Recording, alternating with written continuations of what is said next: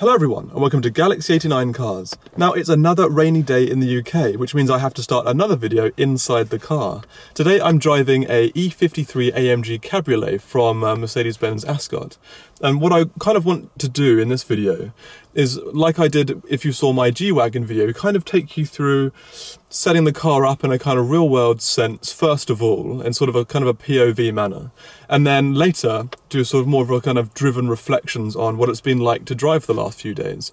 Now, of course, this car has split opinion and been sort of somewhat controversial because, you know, it doesn't kind of fit into the typical AMG kind of ethos of the last few years.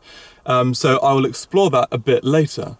But first of all, what I want to do is go through kind of setting the car up, some of the basic features inside the vehicle itself. So if you go around here, we're first greeted with this brand new AMG steering wheel. Now it comes with the typical button sets on either side. So we have this one over here, which I'll go through a bit later, but you have the new touch buttons here and here. These can be pushed up and swiped along. I'll go through those later on. Now this steering wheel has a slightly irregular shape because it's got quite a flat bottom, which is quite normal.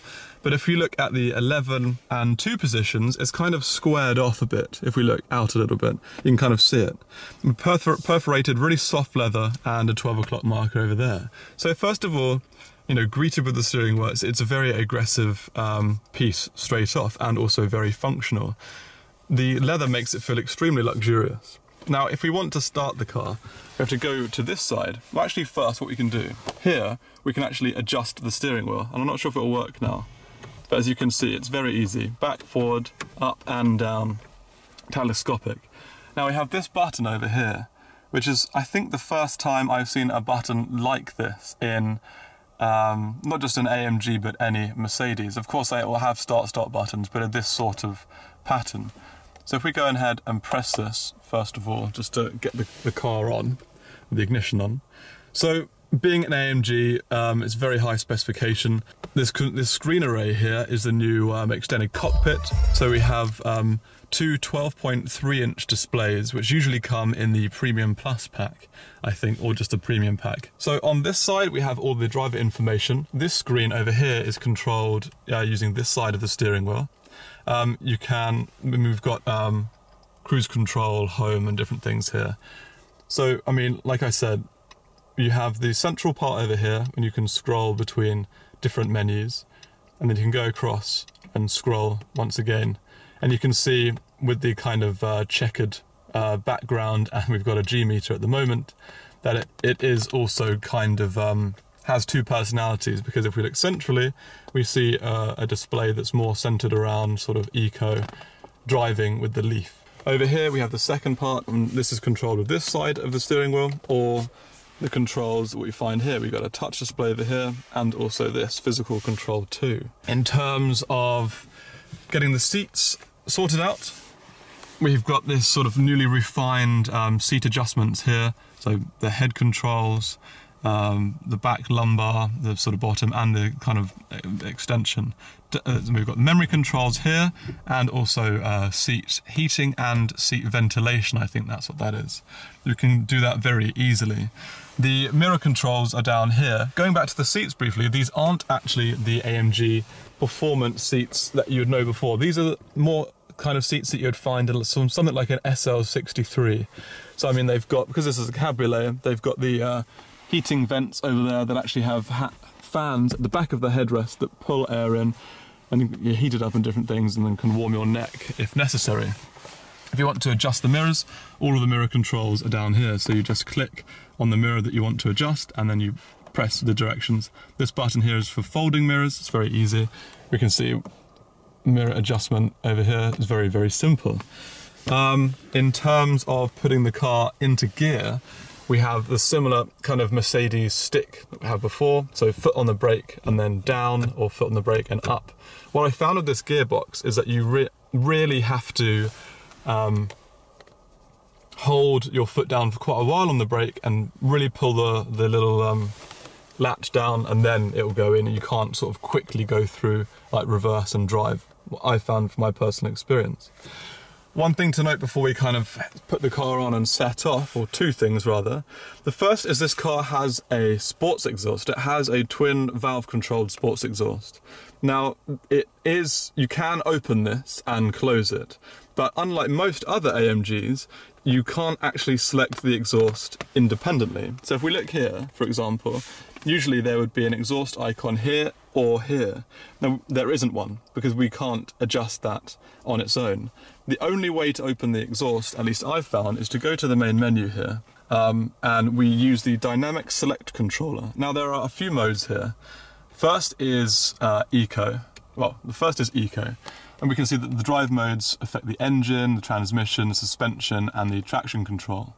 So over here, everything is in its sort of most relaxed setting. And then if you go to individual, which you can you can configure yourself, then comfort, sport, and sport plus, where everything is in its most dynamic setting. In sport plus, even though there's no actual exhaust icon here, the exhaust valves do open. And I'll give you a little example of that right now.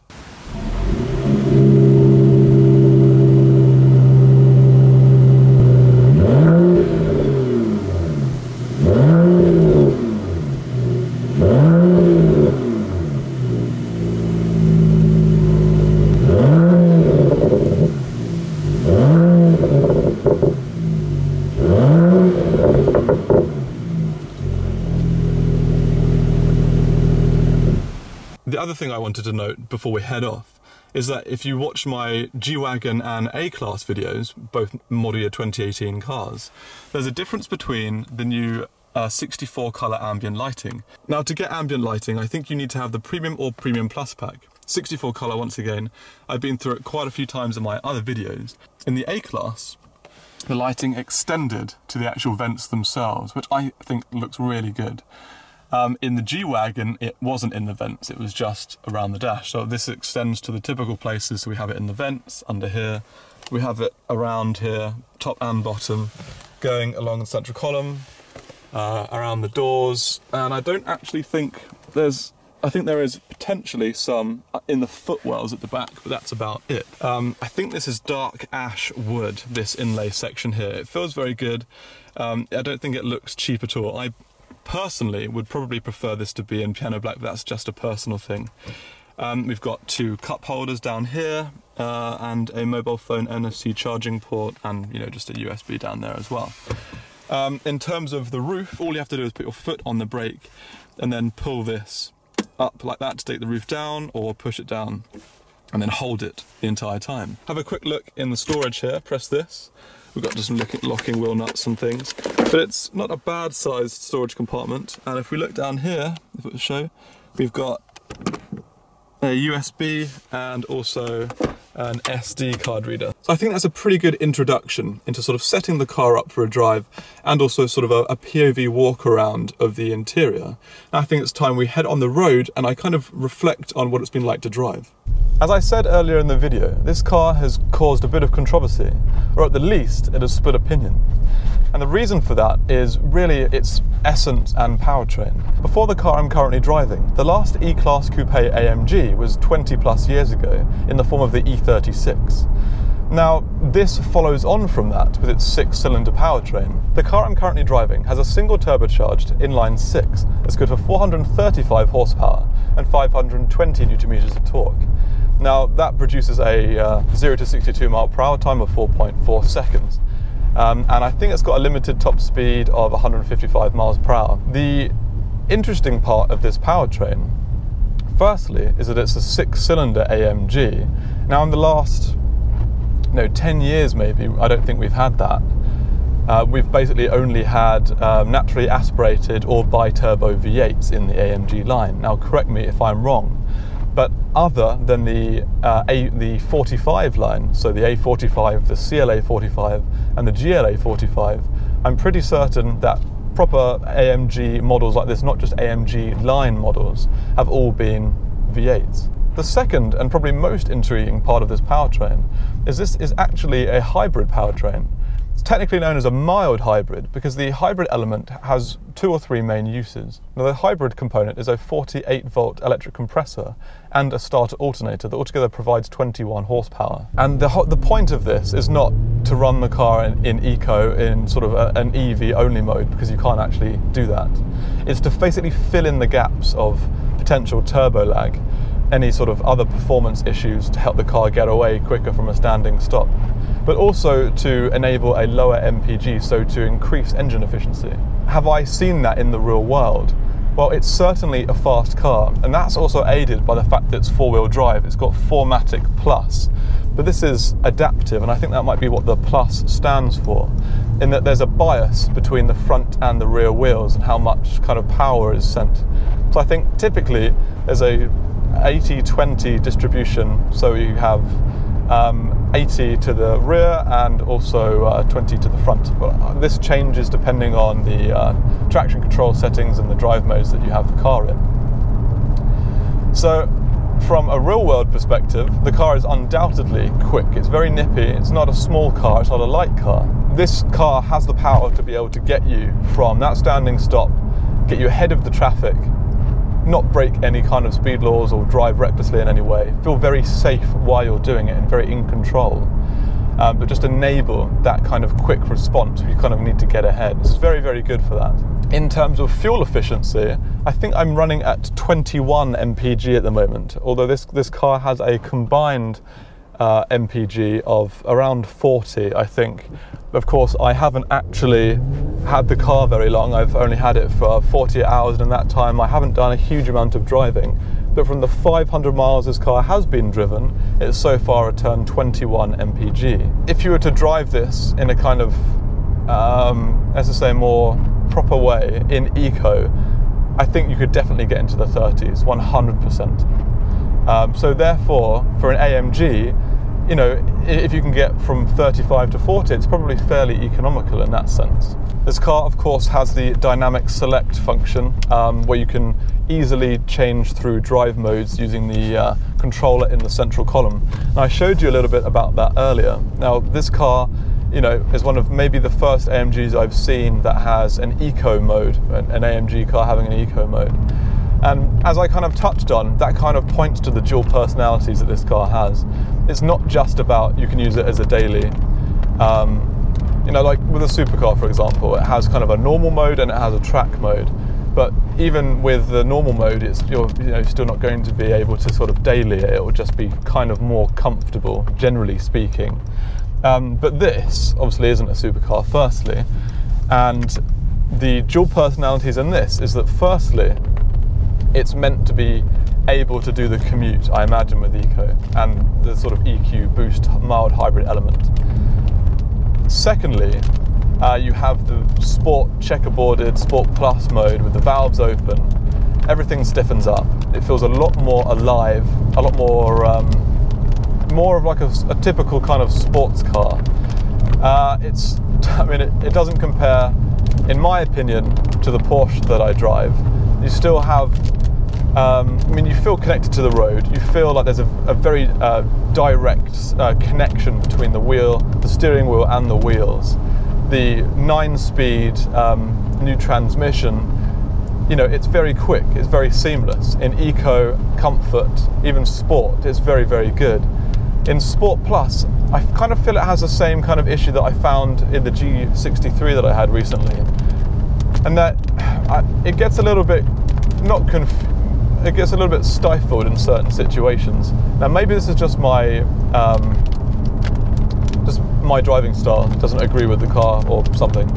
But not only that, but like I was touching on before, if you're trying to, let's just say you're in a car park and you're trying to get out quickly, or you're just trying to maneuver around from reverse to drive, you can't just quickly go, you know, because we have the handle here, you can't quickly just go, if you're in drive, up to reverse, then down to drive. You literally have to stop, you know, very calmly, put your foot on the brake, hold the thing up, then wait for it to change, and then you can do your driving. It's not quick. It's not as easy as just up into first in a manual, then down into reverse. What I found is if I've quite quickly tried to transition through drive and reverse, the car gets a little bit confused and sort of stumbles around a little bit. But other than that, it's pretty damn good. So if we touch on visibility, because this is obviously a very large part of driving, once again with the new model year AMG cars, it's got pretty small wing mirrors, but they provide pretty decent visibility.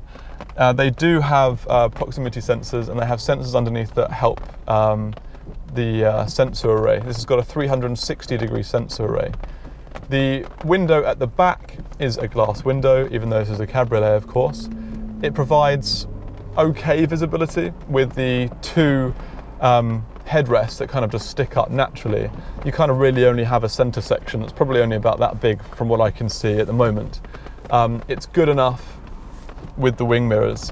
And the fact, once again, you're complemented by the fact this car has a 360-degree sensor array. So if you're getting close to anything, then it will come up here if you can't kind of see it. The driving position is pretty good. You have seats that are extremely maneuverable, so you can kind of, I imagine almost what any height you are or build, you can maneuver the seats to a position where you would be able to be comfortable and you would be able to see where you need to go and see the road and be able to see the lines and position the car correctly. The windscreen at the front is slanted at quite an acute angle, a fairly acute angle for what sort of car this is. It doesn't produce a huge amount of wind noise, and you can kind of see quite a large bonnet in front of you, but it doesn't feel like it's extending so far that you need to maneuver a bus or something. You don't feel like you need to have any particular sort of special driving experience to be able to maneuver the car. It doesn't feel crazy long.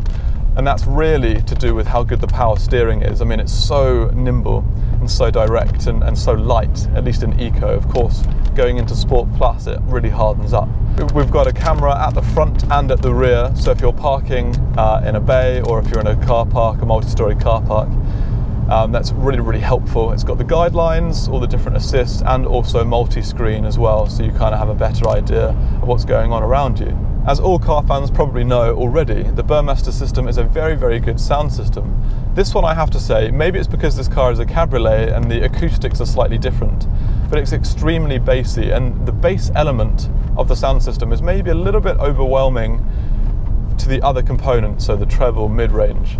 I imagine there's an equalizer, so you could probably adjust it and configure it as you want, but in the configuration it's in currently, which could be a default configuration, it's a little bit bass heavy in my opinion. Now at the rear we find circular exhaust tips. Now this isn't any sort of difference between any other AMG line cars, because the very aggressive angular exhaust tips found in the previous generation I'm pretty sure have been done away with now, because the softer design language has been brought in with the new model year 2018 cars. Like I was saying before, I'll see if I can give a practical demonstration. This is a very quiet car, generally speaking. We're in Eco at the moment. I'll see if I can open the windows up just a little bit. Right, I'm not sure how much that's changed the audio. So we're in Eco at the moment. As you can tell right now, it's very, very quiet. In a second, I'll change to Sport Plus, where the valves will open up. What happens is you can hear some little cracks, crackles and pops and different things, the sort of stuff you'd expect. In all honesty, in Sport Plus mode, even though this is a 6-cylinder engine, it really, really reminds me of an A45 in the way it sounds. It's just a bit more bassy because it's got that, those 2 extra cylinders. So we can hear the car automatically changing through. So if I put it down into Sport Plus, the valves are open now.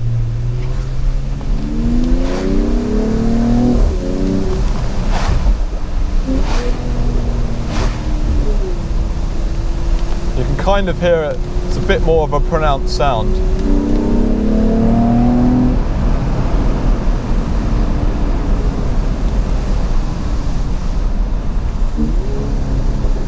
I don't know if you can hear that, but that was a few little crackles and pops. But really this is actually a very, very quiet car. Now in Sport Plus, it also holds on to gears for longer and just tries to keep generally higher revs. But even though I'm in Eco now, the car's still holding on to the gear and it isn't going down. Finally, now the car has gone down and it started changing again. So I'm back into 8th gear. See, that's what I mean about the gearbox. It just gets a little bit, even though you change through the dynamic select from Sport Plus to eco and I'm driving along, it still holds onto that gear for 10 to 20 seconds. I suppose it's not a huge issue really. I suppose one of the main questions about this vehicle is that, is it a true AMG? Now, when you think about AMG, what does it really stand for? Now, it's a performance brand, it's a motorsport brand, of course. And with that being a Mercedes-Benz, part of sort of the Mercedes-Benz brand, it's also going to have an element of luxury wrapped into that also. The E53 AMG definitely has the luxury element down to a T. We've got the 64 colour ambient lighting, we've got the lovely wheel. It's very well fitted out with the front and rear cameras for the parking system and the full 360-degree array. The seats are very comfortable. They're fairly kind of sporty in their feel. They're very firm. And the suspension is quite firm as well, so overall it's quite a firm ride. So as we go more into the driving feel of whether this qualifies for an AMG, yes, it's a very firm ride. The engine is very responsive.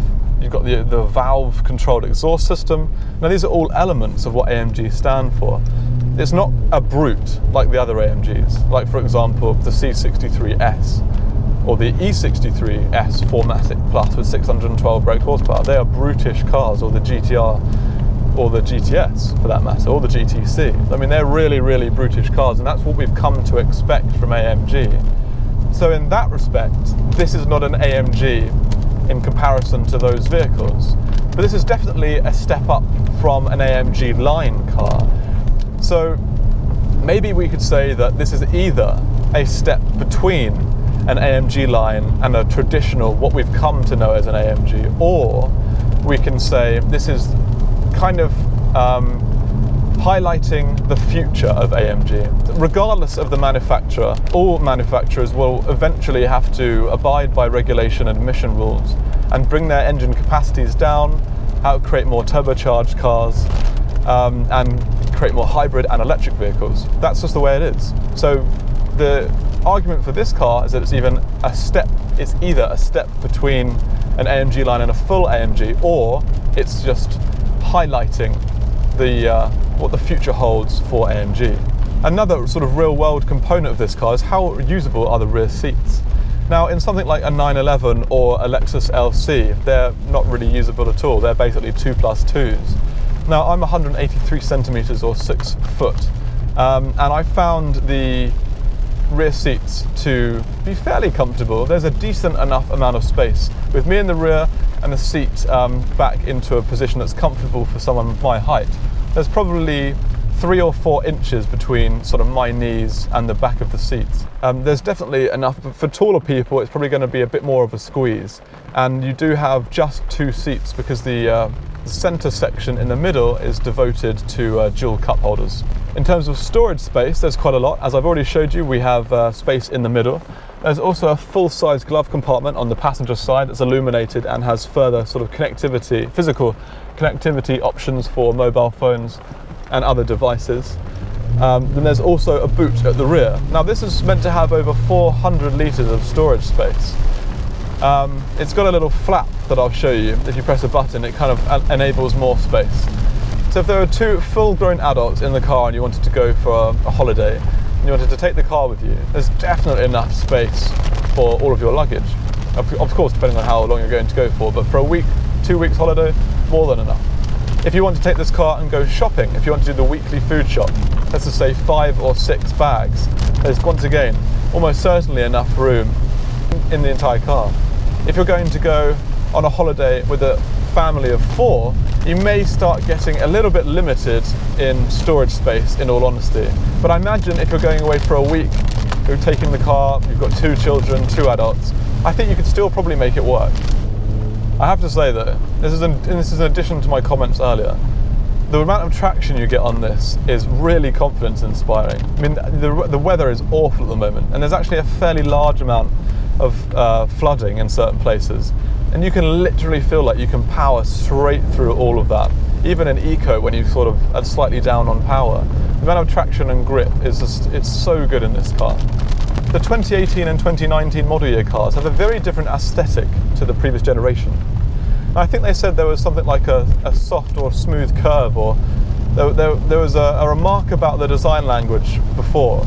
about having jutting lines and soft lines together. We find very soft lines in this model year, very smooth curves. However, it's still a very aggressive aesthetic. And what I've found is that with the G63 as well, they seem to be a lot more squat and sort of aggressive than the previous models. They have an almost feline appearance to them. One thing that has surprised me quite a lot with the E53 AMG is the brake feel. Usually the brakes are mediated electronically, and I imagine this is as well. So therefore you have a slightly detached feeling, it's very soft. But in this you really have to put your foot down to sort of engage the brakes and stop the car. And I have to say, I quite like that. To conclude, I think I've said everything I really need to say on the E53 AMG. I want to say a huge thank you to Mercedes-Benz Ascot for loaning me the car for the last few days.